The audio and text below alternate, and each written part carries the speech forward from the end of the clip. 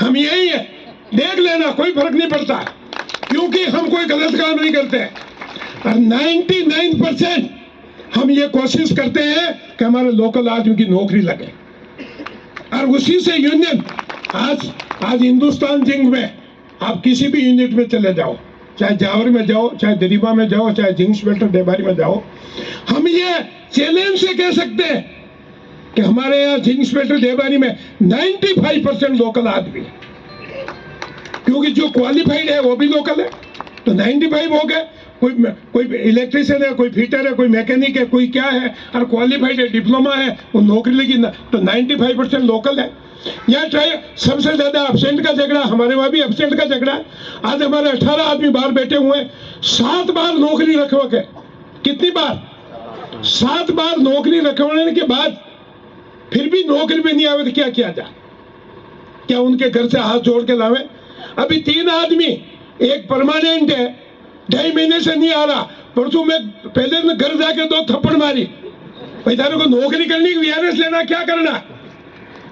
नौकरी करनी हो तो चल मेडिकल सर्टिफिकेट ला, और नहीं करनी हो तो वीआरएस का फॉर्म भर के कर जा, नहीं तो कंपनी टर्मिनेट कर देगा। भाई यूनियन का काम क्या है? हमारे जो साथी नौकरी पे नहीं आते हैं उनको कैसे सुधारा जाए, क्या कमियां हैं, क्या उनकी कमियों को दूर किया जाए, ये सोशल काम तो यही है। बाकी सोशल काम क्या है? और साथियों माफ करना, फेडरेशन के हिसाब के बारे में सबसे ज्यादा पैसा कहाँ खर्च हो रहा है? हमारे 3 पेमेंट है, एक हमारे अंबालाल को पेमेंट देते हैं, एक हमारे केजी पालीवाल को पेमेंट देते हैं, और एक दास साहब को पेमेंट देते हैं। और बाकी जो पैसा है हमारे जो चौधरी साहब भेरूलाल जी की जो डेथ हो गई उनके बारे में जो पेपर में निकालते हैं उन पे खर्च होता है। और उसके साथ में दास साहब के पास में जो गाड़ी है उनका पेट्रोल और डीजल के बारे में कुछ खर्च होता है, इसके सिवाय कोई खर्च नहीं है। और पूछोगे फेडरेशन में रुपया कितना है, तो हमारे लालू राम जी को मैं बता दूंगा, पैसा अच्छा पैसा है फेडरेशन में। आपके जावरमाइंस मजदूर संघ से तो कम है, लेकिन पैसा है। आपके जावरमाइंस मजदूर संघ से तो कम है, लेकिन अच्छा पैसा है। और पैसे के बारे में आपको चिंता करने की जरूरत नहीं साथियों, हम सरफ की तरह बैठे हुए हैं नाक बन के, उन पैसों को किसी को खाने नहीं देंगे। ये माफ करना, उन पैसों को हम किसी को खाने नहीं देंगे, ये पक्का है। क्योंकि चौधरी साहब हमको सिखा के गए, उनकी शिक्षा अगर हम नहीं लेंगे और उनके सिद्धांतों पे काम नहीं करेंगे तो फिर क्या होगा? संगठन चल सकता है क्या? नहीं चल सकता है। आज मेरी 79 एज है, हम आपके बीच में काम कर रहे हैं। हमारे प्रकाश जी की 71 साल की उम्र है, ये आपके बीच में काम कर रहे हैं। हम खाली जिंक स्पेल्टर मजदूर संघ से क्या लेते हैं? टेलीफोन का बिल और डीजल का पेट्रोल का बिल, इसके सिवाय कोई पैसा नहीं लेते। क्या अगर काम करेंगे और गाड़ी लाएंगे तो कौन देगा? गाड़ी का पेट्रोल तो देगा। चौधरी साहब ये कहते थे कि ये डोनेशन, आज तो कुछ भी पैम्पलेट नहीं, पहला पैम्पलेट इन बीएमएस वालों ने निकाला। क्या निकाला? कि 1 महीने का पैसा ले रहे हैं, लूट रहे हैं मजदूरों को। क्या निकाला?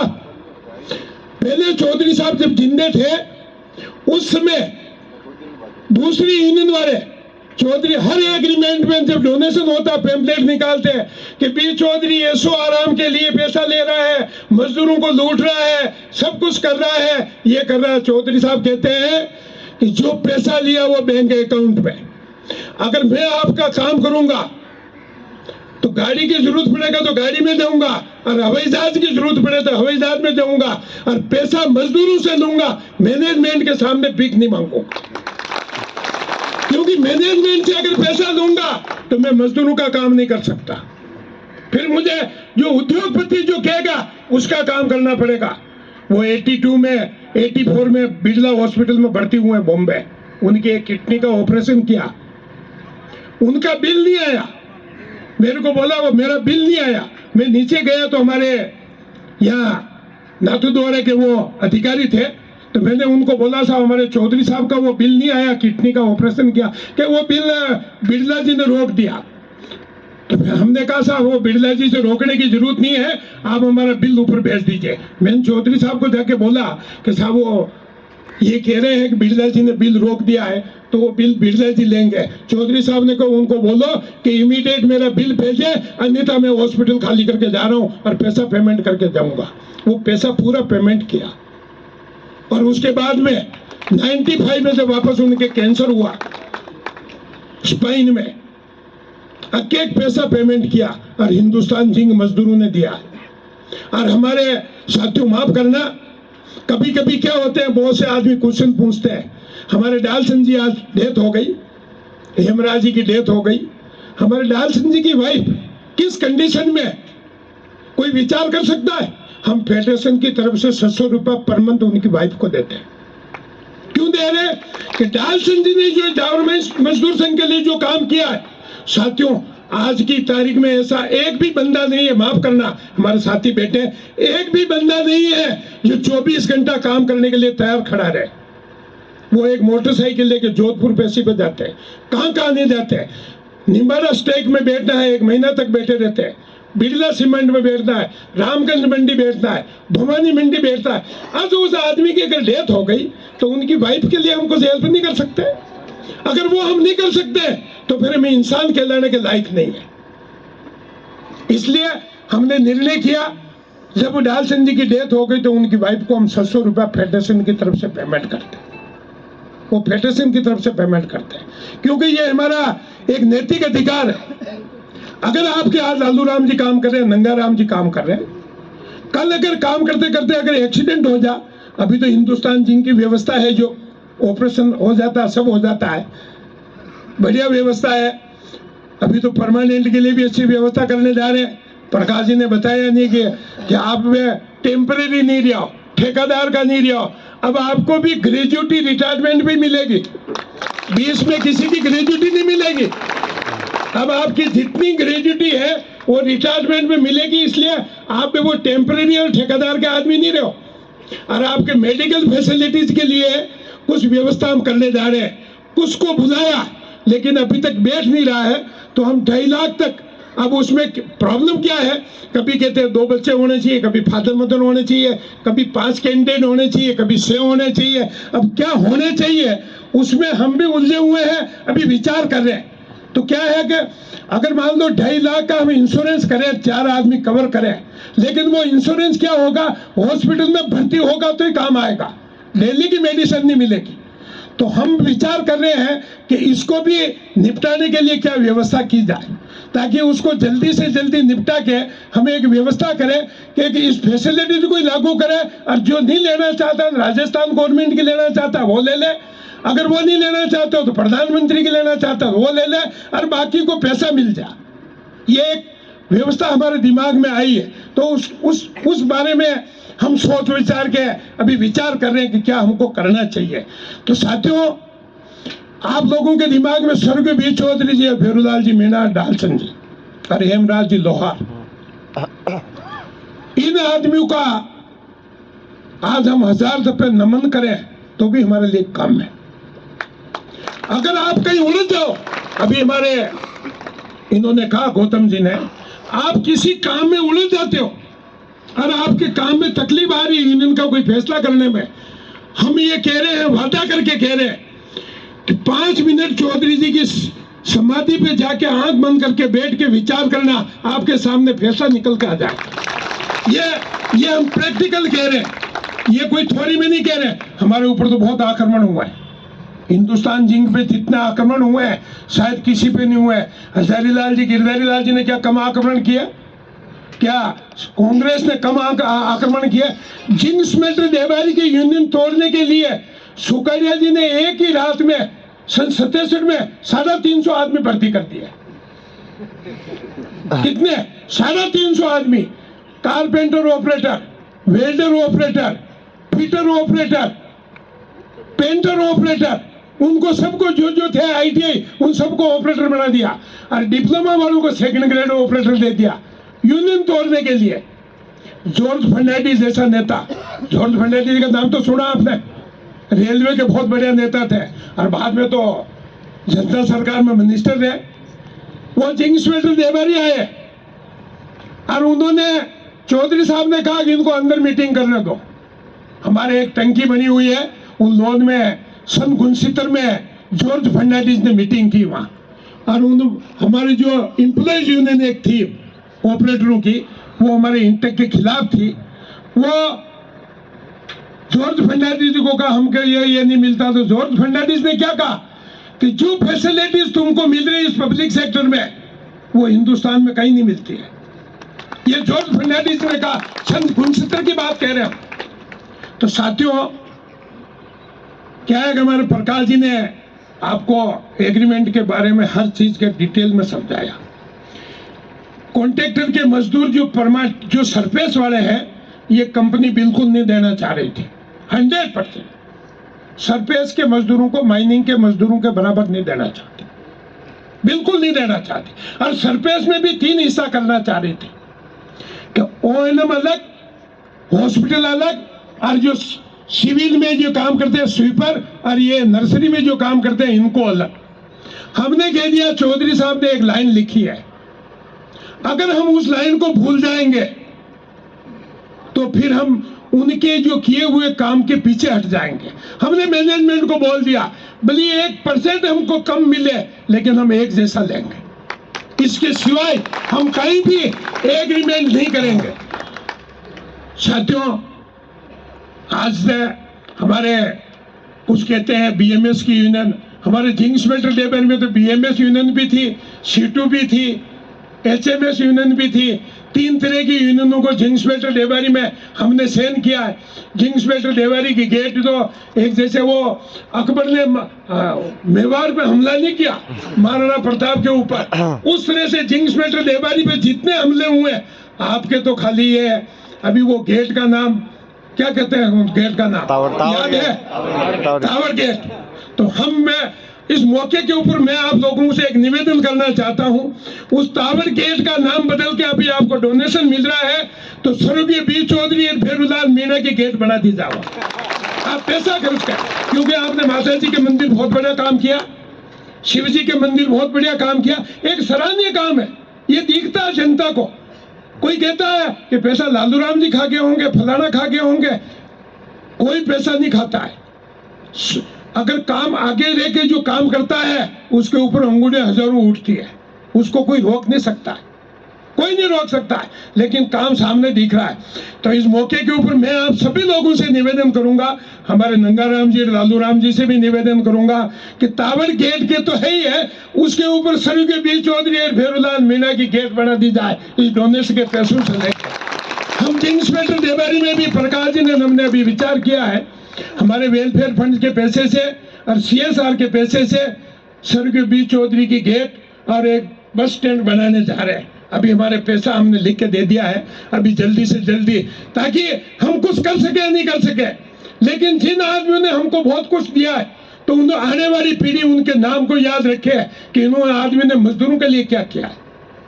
आज चौराहे के ऊपर बहुतों की मूर्तियां लगती है।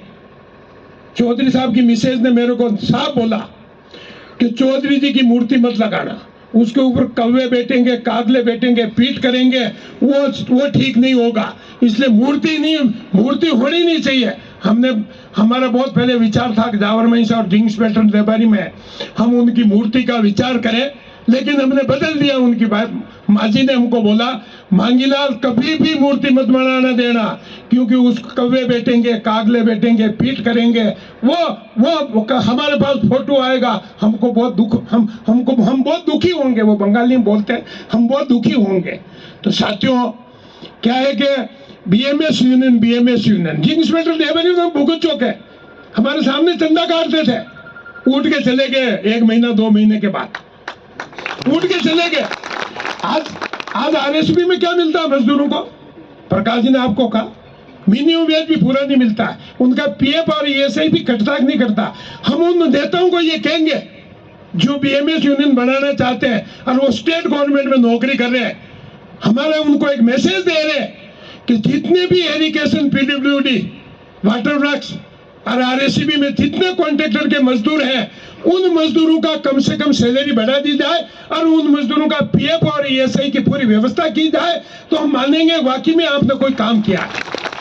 जिनको पैसा मिलता है, जिनको पैसा मिल रहा है, उनको क्या दिला सकते हो?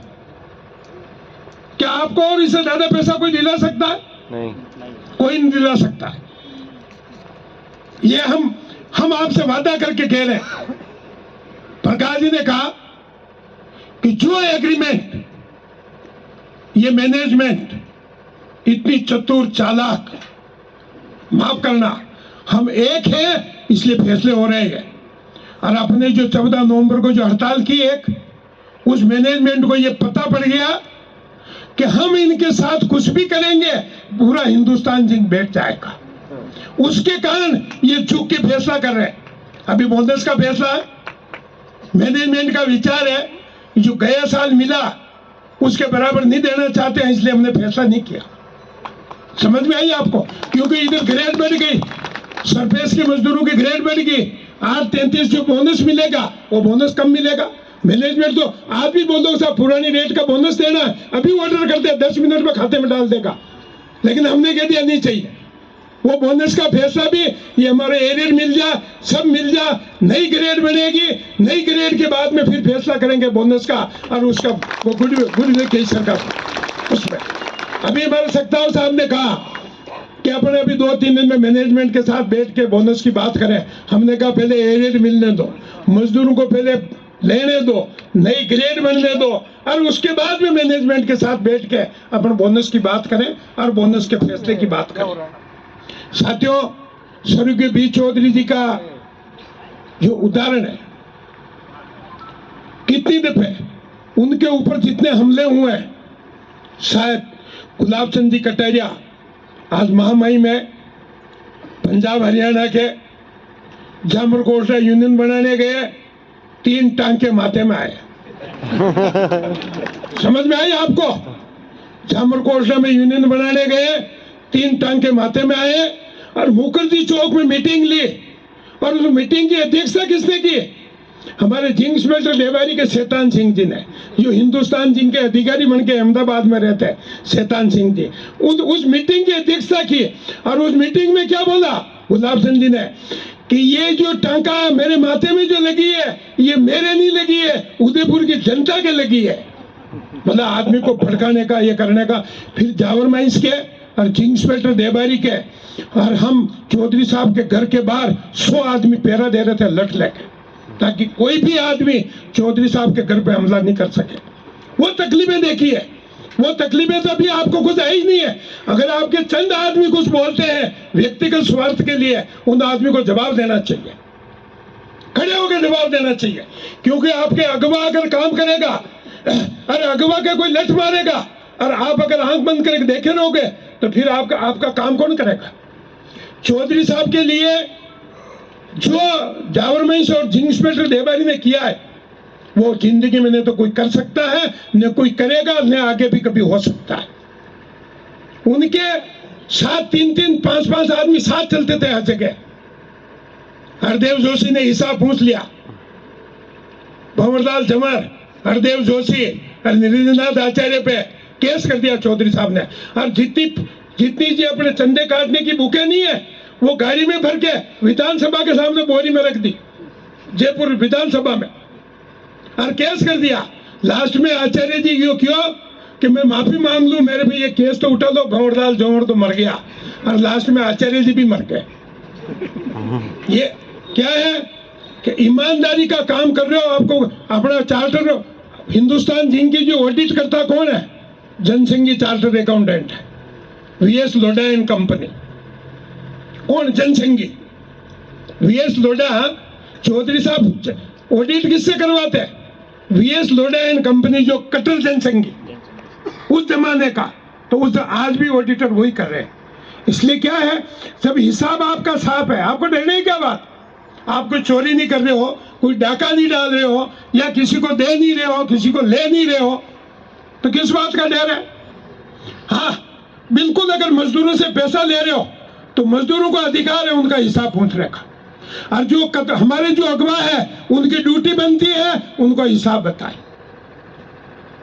जहां भी खर्च हो रहा है बताए। क्योंकि आदमी अगर जयपुर जाएगा, अधिवेशन में जाएगा, कोई सड़क पे पैदल चल कर नहीं जाएगा, या तो कार लेके जाएगा, हवाई जहाज में जाएगा, या दूसरी कोई गाड़ी लेके जाएगा। खाने का पैसा भी चाहिए। आपको याद हो सन 67 में 68 में हमको खाने का कितना पैसा मिलता था? 5 रुपया। 5 रुपया खाने का, 3 रुपया 67 पैसा तो तनख्वाह थी हमारी उस समय, और खाने का 5 रुपया मिलता था। ये उसके बाद में धीरे धीरे बढ़ते बढ़ते अभी 250-300 रुपया खाने का किया। क्योंकि अभी तो एक चाय 10 रुपए की है। अगर आप किसी होटल पे चाय पीने जाओगे तो चाय भी 10 रुपए की है। तो खाना तो खाओगे, 2 टाइम खाना खाओगे तो 250-300 रुपए से तो कम नहीं लगेगा। तो साथियों, इन सब चीजों को पारदर्शी हिसाब होना चाहिए, और हिसाब रखने का हम ये मैं आपको आप जिन इंस्पेक्टर देबारी का हिसाब तो मैं 72 से देख रहा हूँ, 72 से। और अभी भी चेक बुक पासबुक जिन इंस्पेक्टर देबारी की मेरे पास ही है, केशियर अलग है, लेकिन उसकी चेक बुक पासबुक सब मेरे पास है, मेरे घर पड़ी हुई। और फेडरेशन का 82 से मैं केशियर हूँ। अगर कोई आदमी को किसी हिसाब में कोई गलती फहमी हो, कोई एक नए पैसे का कोई गड़बड़ घोटाला नहीं होगा और नहीं होने देंगे हम जब तक बैठे हैं। और साथियों, हम लास्ट में आपको 2-3 बात और कहना चाहते हैं। आप जितने मजबूत रहोगे, फेडरेशन आपकी यूनियन इतनी मजबूत होगी। आप अगर कमजोर होंगे तो आपके ऊपर दूसरा हमला करने आएगा। शेर को देखा, जब शेर अकेला जंगल में दौड़ता है तो अच्छे से जानवर भग जाते हैं, और जब शेर वो बूढ़ा हो जाता है तो सब जानवर उसके ऊपर बैठ जाते हैं, वो एक भी दाढ़ नहीं करता है। आप अगर दाढ़ करोगे तो ये नेता दौड़ेंगे, और आप अगर चुपचाप बैठ जाओगे तो ये नेता देखेगा हम कहाँ दौड़े, किसके साथ दौड़े। ये आपकी मोरल ड्यूटी है। अगर गलत काम करते हैं तो आप टोको, बात करो, बोलो 10 पे। प्रजातंत्र का मतलब क्या है? हमारे कोई आदमी अगर अगवा काम कर रहा है, अगर गलत कर रहा है, तो हमको कमरे में बैठ के बात कर, जाजम पे बैठ के, जंगल में बैठ के नहीं, सड़क में बैठ के नहीं, कमरे में बैठ के, यूनियन ऑफिस में बैठ के बात करो कि भाई ये काम आप गलत कर रहे हो, इसको ठीक करो, तो संगठन चलेगा। अभी गौतम जी ने कहा घर की स्थिति क्या है, बिल्कुल सही है। मैं तो भुगत भोगी हूं, आपके सामने खड़ा हूं, क्योंकि लड़के कहना मानते नहीं है। हमारा लड़का भी कहना नहीं मानता। मैंने पेपर में निकाल के कह दिया घर से बाहर, मैं आपके सामने खड़ा हूं, बहुत खुली बात कह रहा हूं। मतलब कोई ये सिपाही बात नहीं कह रहा हूं। वो लड़का RSA में नौकरी कर रहा है, उसकी भाई प्रिंसिपल है विद्या भवन में, लेकिन मैंने पेपर में निकाल दिया कि मेरे लड़के से कोई चल अचल संपत्ति से कोई लेना देना नहीं है। डर किस बात का?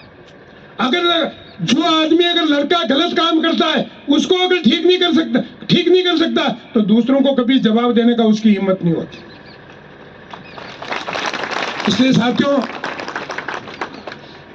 कुछ चीजें हमने कड़वी कही है तो गौतम जी ने माफी मांग ली। मैं माता जी के शरणों में नमन करते हुए, क्योंकि ये माता जी की देन है, माफ करना, जावर महिष माता जी की जो देन है, हिंदुस्तान जिंक में कल में बसी हुई माता जी, ये पूरा हिंदुस्तान जिंक, क्योंकि महिष माँ है।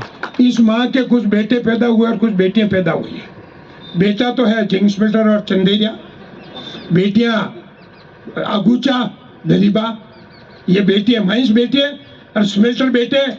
तो जावर महिष के कारण तो पैदा हुए। अगर जावर महिष नहीं होती तो सब कहां से पैदा होते हैं? इसलिए जावर महिष के कारण जब इतना ये हुआ है, और जावर महिष को तो हम जिंदगी में मैं तो नहीं भूल सकता हूं व्यक्तिगत, क्योंकि जावर महिष मजदूर संघ ने जो जिंक इंस्पेक्टर देबारी के लिए जो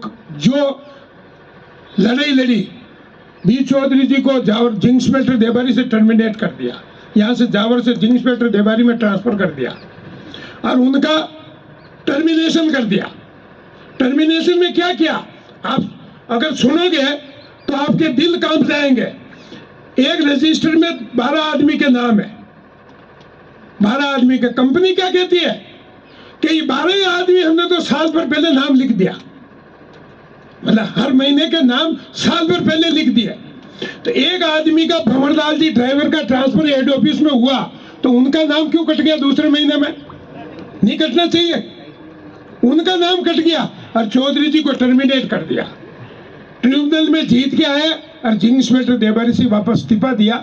उस समय जावर महिष और जिंक इंस्पेक्टर देबारी ने दोनों ने यह तय किया कि जो चौधरी जी को कंपनी तनख्वाह दे रही है वो तनख्वाह हम हिंदुस्तान जिंक इंस्पेक्टर देबारी और जावर माइंस के मजदूर देंगे। इसीलिए उन्होंने जो जो आज काम किए हैं उन कामों के बारे में अगर उनके कामों को गिनने जाए तो मैं कहूँ रात भर अगर बात करें, आपके जावर माइंस में इतिहास पड़ा हुआ है, जावर माइंस मजदूर संघ की कहानी, अगर जो आप पढ़े लिखे हैं वो जाके पढ़ना, मेटल कॉरपोरेशन का एग्रीमेंट देखना, वो लिखे हुए हैं कुछ रियल में। आप में जो कॉन्ट्रैक्टर के मजदूर अच्छे पढ़े लिखे हैं, जावर माइंस यूनियन ऑफिस में घंटा 2 घंटा बैठो और उन्हें एग्रीमेंट और एलओपी पढ़ो। एलओपी क्या है, स्टैंडिंग ऑर्डर क्या है, हमारा लाइन ऑफ प्रमोशन क्या है, जब तक आप नहीं पढ़ोगे और देखोगे ही नहीं तो उस बात क्या करोगे। हमारे परमानेंट को साथी कह देते हैं कि साहब एलओपी तो पता नहीं है कैसे बनी नहीं बनी। स्वर्गीय बी चौधरी जी उस जमाने में जब ऑटोमेटिक प्रमोशन की एलओपी बनाई तो हमने चौधरी साहब को कहा, हमारे लोटाइस ने कहा साहब कि साहब यूनियन खत्म हो जाएगा। चौधरी साहब ने कहा खत्म हो जाए तो हो जाए, लेकिन उस जमाने में उन्होंने ऑटोमेटिक प्रमोशन की व्यवस्था की, जब हिंदुस्तान में कहीं ऑटोमेटिक प्रमोशन की व्यवस्था नहीं। उस जमाने में जो आपके अंडरग्राउंड माइंस में उन ऑटोमेटिक प्रमोशन का बेनिफिट उनको आज मिल रहा है। और सरफेस के मजदूरों को अभी हमने ये अभी उनको भी लागू कर दिया है। साथियों, अगर हमने कोई कड़वी बात कह दी हो तो क्षमा याचना चाहते हैं। जावर माता के नाम से ही सब जिंदे हैं, सभी ने जावर माता की मजदूर एकता जिंदाबाद, दुनिया भर के मजदूरों आवाज दो, जय हिंद। धन्यवाद मांगीलाल जी। मांगीलाल जी ने आपको विस्तृत जानकारी दी है और साथ ही ग्रेच्युटी के बारे में बताया हमारे साथियों को कि अब ये जो बार बार ठेके होते हैं 4 साल का 3 साल का, ये जो बार बार रिट्रेचमेंट और ये ग्रेच्युटी टुकड़ों में मिलता है, अब आप जब रिटायर होंगे तब जो तनख्वाह होगी उसी के हिसाब से आपकी ग्रेच्युटी मिलेगी। निश्चित रूप से ये बहुत ही सराहनीय काम हमारे फेडरेशन ने किया है, ये एग्रीमेंट किया है। अब कार्यक्रम के अंत में मैं जावर माइंस मजदूर संघ के महामंत्री लालू राम जी से निवेदन करूंगा कि आप लोगों को संबोधित करें और वास्तु स्थिति से अवगत कराएं। और ये जो नई यूनियन आ रही है, अब आने की आ क्या रही है, आने हम नहीं देंगे, वो लालू राम जी आपको बताएंगे। आम सभा के इस कार्यक्रम में मंच पर विराजमान हमारे हिंदुस्तान जिंक वर्कर फेडरेशन के परम आदरणीय मांगीलाल जी आहिर साहब और जिंक स्मेल्टर मजदूर संघ के कार्यवाहक अध्यक्ष और हमारे हिंदुस्तान जिंक वर्कर फेडरेशन के सह महामंत्री और जिंक स्मेल्टर देबारी के महामंत्री आदरणीय प्रकाश जी श्रीमाल जी, हमारे राजस्थान टेक्सटाइल और मार्बल के फेडरेशन के अध्यक्ष आदरणीय गौतम जी, हमारे ही साथी श्रीमान मोहन जी, श्रीमान गोपाल जी, श्रीमान सिटी प्रेमनाथ जी और हमारे जावर माइंस मजदूर संघ के कार्यवाहक अध्यक्ष हमारे नगराम जी और हमारे यहीं स्थानीय पूर्व सरपंच श्रीमान लक्ष्मण जी, हमारे खारा के जावर माइंस मजदूर संघ के पदाधिकारी और वेस्ट मोर्चा के एक इसके जमाने में उसके जमाने में एक हीरो थे श्रीमान दातूलाल जी, हमारे मिल के इस जावर माइंस मजदूर संघ के खास हीरो ये भी थे। कई हमारे आसपास के लोगों को देश का भ्रमण भी कराया। श्रीमान अलका चंद जी एलटीसी लेके आपके साथ में जाते थे और हमारे वरिष्ठ उपाध्यक्ष श्रीमान सुब्रतो दास जी एवं राम सिंह जी चले गए ना अभी, ये नहीं और हमारे वही पुराने पदाधिकारी रहे राम सिंह जी, वो किसी कारण चले गए, उसकी थोड़ी सी तबीयत भी नरम रहती है।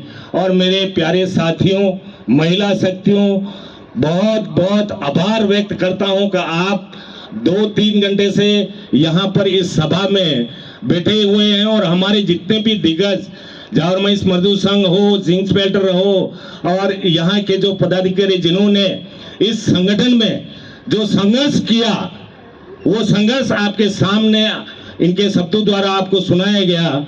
ये मुझे बहुत ही गर्व की बात है कि मैं मन में बैठे बैठे सोचता रहा कि यार ये मीटिंग 2 घंटे की नहीं होनी चाहिए, पूरे दिन के माइंस बन करके पूरे दिन के जितने भी हमारे पुराने पिलर जो थे उनके द्वारा किस किस संघर्ष में उन लोगों ने इस संगठन को यहाँ तक इतनी मजबूती दिलाई है, रात दिन एक करके उन्होंने जो त्याग दिया है इस संगठन के लिए वो हमें हमेशा याद। और मैं इनके बीच में, हमारे बीच में जो हमारे संगठन के पिलर थे, दिग्विजय आत्मा, जो उनको सबको मैं नमन करते हुए, हमारे बीच चौधरी साहब, बेरूलाल जी मीणा साहब, जिनकी समाधि हमारे संगठन के सामने है, और हम हमेशा, और मैं ये चाहता हूं उनसे नमन करते हुए, मैं ये चाहता हूं हिंदुस्तान जिंक के जितने भी वर्कर हैं, जितने भी यूनियन हैं, उनके ऊपर उनका हमेशा आशीर्वाद बना रहे, ताकि देश की कोई भी ताकत इस मजदूर संघ को गिरा नहीं सकती है, ऐसा आशीर्वाद उनका रहे और हमेशा रहता रहेगा। ये कल परसों से पाबंदी है, ये यहाँ पर जौहर में यूनियन लाने की बात कर रहे हैं। साथियों, मेरे को मन में बहुत तकलीफ हुई कि उस समय के जो लीडर थे, जो नेता वर्कर थे, वो जो जिस जोश खरोश के साथ में दूसरी ताकतों को जो सामना करते थे, आज वो नहीं है। इसलिए मेरे को बहुत चिंता है। आज हमारे जौहर मजदूर संघ के जो भी कार्यकर्ता है, उन कार्यकर्ताओं का जमीर दब गया है, कहीं उस जमीर को जगाओ। और आप सभी से मैं आह्वान करना चाहता हूं कि आपके यहाँ पे, आपके माइंस में बीएमएस की यूनियन जो आप बात कर रहे हैं, मीडिया पे, आपको सोशल मीडिया पे, आपके मोबाइल पे आ रहा है कि 29 तारीख को बीएमएस ऑफिस का उद्घाटन करेंगे। आप क्या करते हो, देख के फिर कहीं कोई तो मुझे भेज देता है, आप तुरंत जवाब क्यों नहीं लिख के देते हो? आप भी मीडिया में चलाओ, ऐसा चलाओ कि यहाँ पे जौहर में इंटक के अलावा कोई दूसरा यहाँ पैर तक नहीं रख सकता है। ऐसी आवाज के साथ में आपको उनके साथ में व्यवहार करना चाहिए। आज उन लोगों ने आपके मीडिया पे क्या क्या जौहर मजदूर संघ और हिंदुस्तान जिंक वर्कर फेडरेशन के ऊपर लालचन लगाए हैं, वो लालचन आप सभी ने पाया, पर आपने तू तक नहीं बोला और कहीं पे भी आपने मीडिया में कुछ भी नहीं लिखा। इससे मेरे को अपने आप में बहुत चिंता हुई। मैं यूं कह रहा हूं आपसे, मैं अपने आप में जो जौहर में 7,000 वर्कर जो हैं, कुछ वन टाइम वाले हैं, कुछ बिगर गेट के हैं, टोटल मिला के 7,000 वर्कर हैं और 6,700 वर्कर हमारे गेट पास के हैं। उनके भविष्य के बारे में मैं बहुत चिंता करता हूं कि आज अगर आपने बीएमएस को नहीं रोका, आज वो आ जाएगा। उन लोगों के जो व्यवहार है, जो दादागिरी वो करते हैं, उनके साथ में हमारे साथी डरते भी हैं और कहीं उनकी रसीद भी कटवाई होगी। बाहर के साथी हैं वो तो डरते ही हैं, उनको तो धमकाते हैं वो, पर हमारे लोकल साथी भी कुछ भी नहीं बोलते हैं। तो मैं ये सोच रहा हूँ, आज अगर वो यहाँ आ गया, कल बाप वाला बेटा हुआ है, कल वो भी आ जाएगा, परसों सीटू की वो भी आ जाएगी। आज जो आप बेखौफ ड्यूटी पे जा रहे हैं, वो बेखौफ नहीं हो के आप खौफ में रहेंगे। उस टाइम में किसी यूनियन ने, संगठन ने एक दिन बंद कर दिया तो आपका रास्ता जाम कर दिया, आप नौकरी नहीं जाओगे। दूसरे दिन दूसरी यूनियन ने बंद कर दिया तो आपको महीने में कितने दिन नौकरी मिलेगी और कारखाना रहेगा नहीं रहेगा ये मुझे नहीं पता। पर आप लोग जितने संगठित हैं और अपनी आवाज को बुलंद करें, ऐसे लल्लू पंजू लोग यहाँ पे नहीं आ सकते। ऐसा अगर आप सब मिल के अगर विरोध करेंगे ना, किसी भी हिम्मत नहीं है कि यहाँ जौहर में इसमें किसी बीएमएस ऑफिस का उद्घाटन हो सके।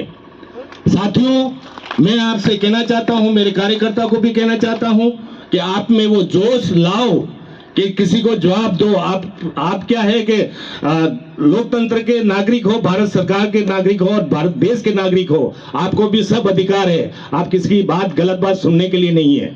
तो आपको चाहिए कि आप यहाँ पर किसी भी दूसरी यूनियन को अंदर नहीं होने दें। मैं आपसे पूछना चाहता हूँ, क्या आपको दूसरी यूनियन चाहिए? नहीं। दूसरी यूनियन चाहिए? नहीं। इसी के साथ में उन्होंने जो हमारे ऊपर लालचन लगाए, हमारे माइंस में जो मजदूर हैं उनके ऊपर कुटारघात हो रहा है। क्या कुटारघात आपके ऊपर हो रहा है? नहीं। आपका शोषण हो रहा है? नहीं। आपके साथ में नरकीय जीवन जी रहे हो, ऐसा वो उन्होंने व्हाट्सएप पे लिखा था। क्या आप नरकीय जीवन जी रहे हैं? नहीं। हम ये मानते हैं, हमारा पूरा फेडरेशन ये मानता है, हमारे जितने भी पुराने हमारे साथी जो संगठन को बनाने में जितनी तकलीफ, जितनी संघर्ष, अपना परिवार छोड़ के ये संगठन के लिए, आप लोगों के लिए जीवन भर इन्होंने अपना मजदूरों के लिए जो समय दिया, जो समय निकाला इन्होंने, और अपने घर की चिंता इन्होंने नहीं की।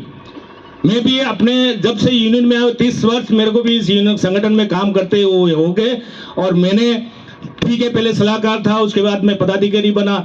जब मैं सीनियर सेक्रेटरी बना, पदाधिकारी बनने के बाद भी मैंने घर का काम कभी नहीं किया, और मैंने हमेशा 24 घंटा मजदूरों के लिए हमेशा तत्पर रहा, हमेशा जागता रहा। हम रात को 2 बजे भी अगर किसी मजदूर का फोन आता मैं उठ के जाता था। ये मैंने मजदूर की सेवा की, तो मेरे घर का जो काम है वो मेरे ऊपर वाले भगवान ने किया, और वही बी चौधरी साहब, देवलाल जी मीणा साहब ने काम किया हमारा। मैं आज इतने घर की परिवार की तरफ से बहुत मन से संतुष्ट हूँ कि मेरे बाल बच्चे वो सभी लाइन पे हैं, संस्कारित हैं, और कहीं पर इस तरह की कोई बात मैंने आज तक मेरे परिवार की नहीं सुनी। और ये मैं कहना चाहता हूँ, इसलिए मैं कहता हूँ कि मैंने मजदूरों के लिए हमेशा रात दिन एक करके मजदूरों की चिंता की, मजदूरों को और क्या सुविधाएं हम दिला सके फेडरेशन में। जब भी जावर माइंस की परिस्थितियों के अनुसार, जावर माइंस यूनिट की परिस्थितियों के अनुसार जो भी समस्याएं होती है, मैं फेडरेशन में रखते हैं कि जावर माइंस में ये समस्या है, इसका समाधान हम कैसे करें, उस तरह से समस्याओं का समाधान करके आपके बीच में लाते हैं आपकी सुविधा। तो साथियों, एक तो ये एक दूसरा में ज्यादा समय नहीं लेते हुए मैं हमारे फेडरेशन के पुराने जो जिन्होंने संघर्ष किया, जो पदाधिकारी हमारे हैं, प्रकाश जी, मांगीलाल जी, गौतम जी, इनको आपके बीच में इसीलिए लाया हूं कि इनके मुंह से भी सुन लो कि संगठन को कितनी संघर्ष करने के बाद में आज जावर माइंस मजदूर संघ जो इतना मजबूत है, वो इनकी बदौलत है, हमारी बदौलत नहीं। हमने तो ये संगठन रियाद में हमको मिला, हमारे मोहन जी ने बहुत ही बढ़िया वस्तु स्थिति जो आज है वो आपके सामने रखी।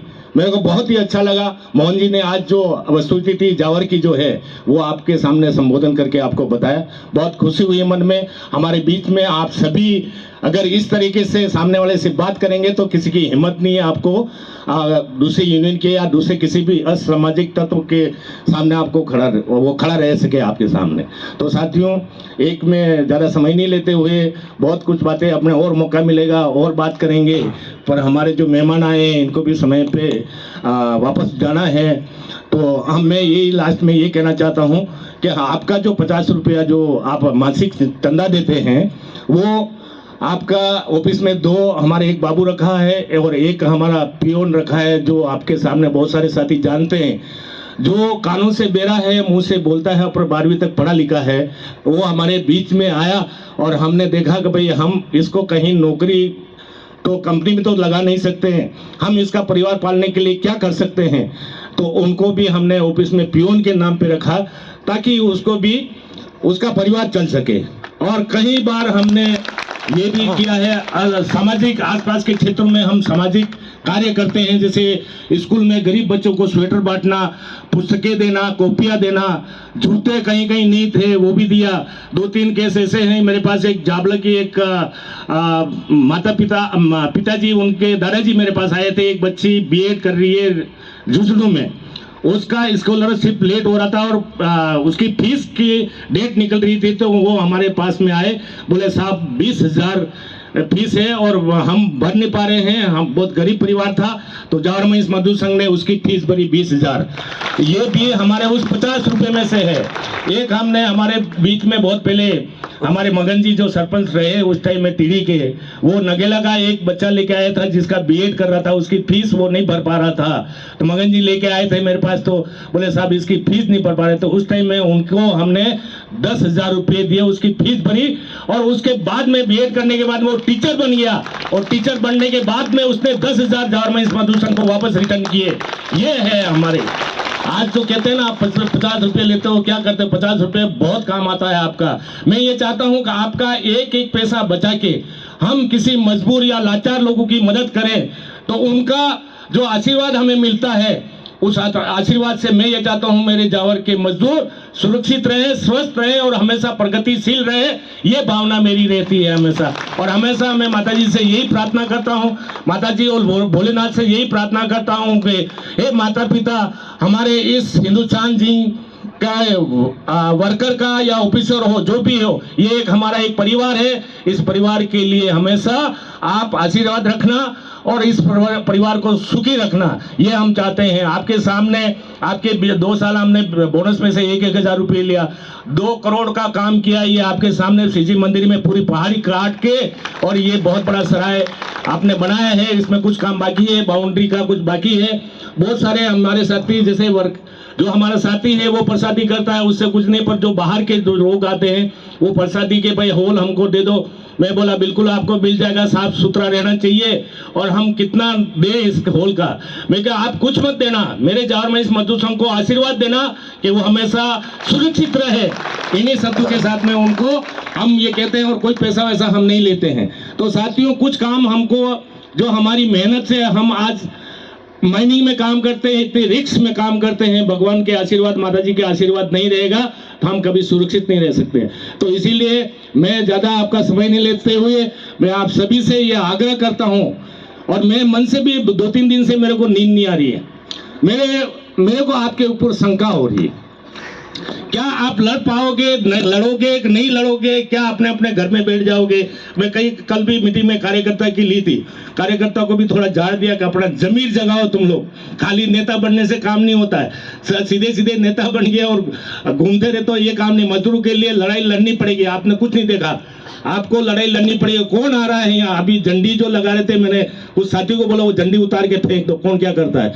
तो यहाँ पे 2-3 जने गए और 1-2 लड़के थे, उन्होंने झंडी लगाया, वो वीडियो बनाने लग गया। तो साहब मेरे को फोन करो, साहब वो वीडियो बना रहा है। अरे मैं तेरे इतनी बात, तुम इतने लोग हो और तुम यहाँ के रहने वाले हो, तुम डरते हो यार, तो फिर कैसे संगठन को बचा पाएंगे हम, अगर ये भावना है। तो इसलिए मांगीलाल जी ने बोला था अगर आप लड़ सकते हो तो हम जो यूनियन के जो पदाधिकारी हैं वो आगे लड़े, नहीं लड़ सकते हो तो वो भी बोल देना भाई हम लड़ नहीं सकते तो हम भी चुपचाप बैठ जाए। उसके बाद में जो भी यूनियन आवे, चली बीएमएस आवे, बाप आवे, सीटू आवे, फिर आपकी नौकरी आपको बचानी है। साथियों, आज जो आप बाद में जो नौकरी जाओगे ना, अगर ये सब चीजें आ गई ना, एक आया, एक ने पर का दूसरा भी आएगा, तीसरा भी आएगा, ये मुझे मालूम है।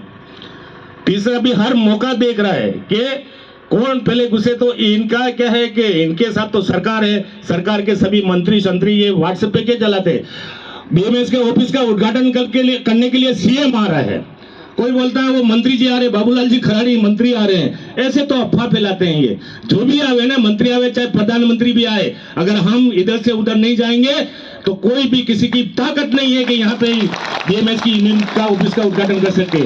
साथियों, समय ज़्यादा हो रहा है, मैं ज़्यादा बात नहीं करते हुए आप सभी को, आप यहाँ पधारे और 2 घंटे तक हम सभी साथियों की बात सुनी, उसके लिए मैं आप सभी का बहुत बहुत आभार व्यक्त करता हूँ। और खास करके महिलाओं का, महिलाएं भी यहाँ आई है और महिलाओं का भी हमने, जो भी महिलाएं लाचार, खास करके हमारी विधवाएं महिलाएं जो है, मेरे मन में एक इच्छा है कि जो विधवाएं महिलाएं जो हैं, हमने जहाँ जहाँ जरूरत पड़ी, जैसे से उनके पास क्वालिफिकेशन था उसके अनुसार उनको रोजगार दिया।